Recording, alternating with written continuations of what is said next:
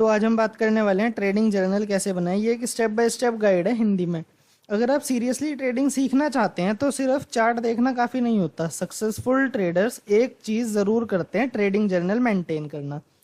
ये सिर्फ एक नोटबुक या एक्सेल शीट नहीं होती, ये आपके ट्रेडिंग जर्नी का मिरर होती है।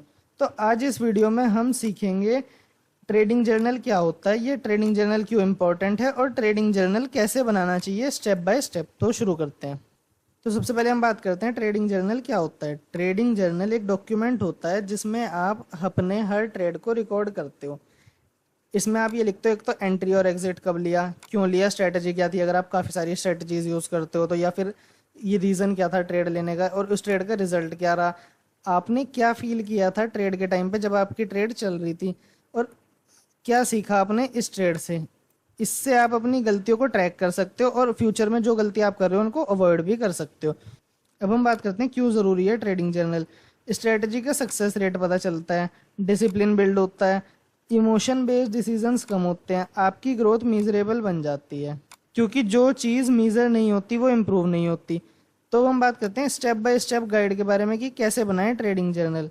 स्टेप 1, सबसे पहले आपको फॉर्मेट चूज करना है। आप नोटबुक या रजिस्टर में भी बना सकते हो मैनुअल लिखने के लिए पेन से, या फिर आप एक्सेल शीट में भी बना सकते हो। ये फ्लेक्सिबल होता है और इसमें आप ग्राफ्स भी बना सकते हो अगर आप एक्सेल शीट में बना रहे हो, और गूगल शीट में भी बना सकते हो। इसको आप क्लाउड में सेव भी कर सकते हो और आप कहीं से भी एक्सेस कर सकते हो। तो स्टेप 2 है बेसिक कॉलम्स बनाओ, जैसे कि मैंने यहाँ पर बना रखे हैं। Serial number, date, stock name क्या था, बाय करा था या सेल करा था, एंट्री प्राइस क्या था, एग्जिट प्राइस क्या था, क्वांटिटी कितनी थी, प्रॉफिट था या लॉस था, स्ट्रैटेजी क्या थी, मिस्टेक या लर्निंग क्या थी, और इमोशन क्या थे। आप इसको अपने अकॉर्डिंग एडजस्ट भी कर सकते हो।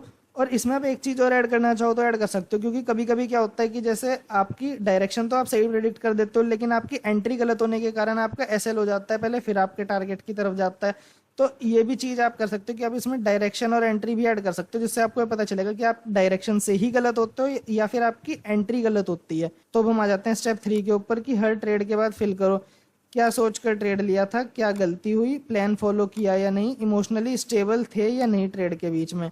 तो हम आ जाते हैं स्टेप 4 के ऊपर। वीकली मंथली रिव्यू करो कि कितने ट्रेड्स आपके प्रॉफिटेबल रहे, कौन सी स्ट्रेटजी का सक्सेस रेट ज़्यादा है। अगर आप 2-3 स्ट्रेटजी एक साथ यूज़ कर रहे हो तो क्या कॉमन मिस्टेक बार बार हो रही है। और बोनस टिप पे आ जाते हैं अब हम। एक सेक्शन बनाओ top 5 learnings of this month. उसमें आप लिखो कि आपकी इस मंथ टॉप 5 लर्निंग्स क्या थी, जिससे आपको काफ़ी ज़्यादा सीखने को मिलेगा। और आपको अगर कभी देखना हो तो आप इसको देख भी सकते हो, तो इससे आपको दोबारा भी याद आ जाएगा कि आपकी क्या लर्निंग थी।